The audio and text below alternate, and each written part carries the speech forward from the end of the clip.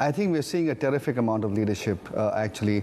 I think the Indian government has this very strong view that India is likely to be one of the countries that is going to be most impacted by climate change issues.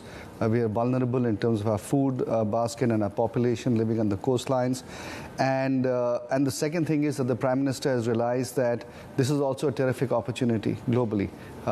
We are going to be creating a massive clean energy economy, and therefore this is an opportunity for India to demonstrate leadership in that area. And thirdly, very critically, as a country, we are very dependent on fossil fuel imports. This is a way to make sure that we reduce that dependence, and therefore the target that the country has set is to become energy independent by 2047, which really means a much more significant rollout of renewable energy capacities, the green hydrogen economy, and essentially making sure that all of this happens in a just way for the people of the country.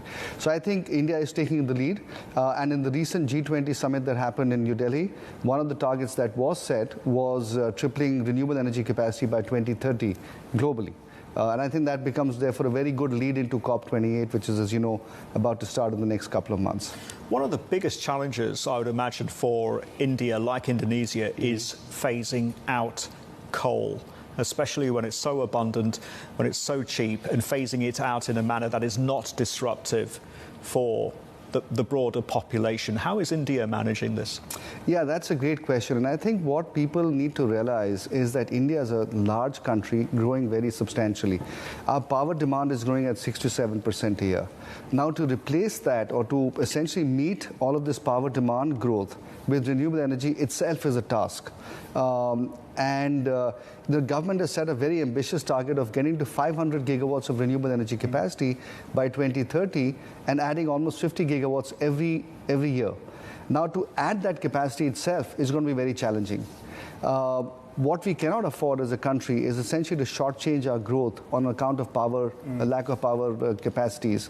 And therefore, coal, whether we like it or not, will continue to have a role to play in India. And that's really what the government is very focused on.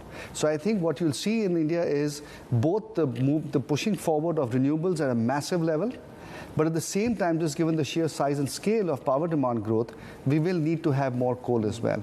And so I suspect that you'll probably reach peak coal in India by around 2030, at which point you'll then plateau off, and then you'll start having renewables begin to replace existing coal-based power generation capacities. I would imagine there's a lot of sunk infrastructure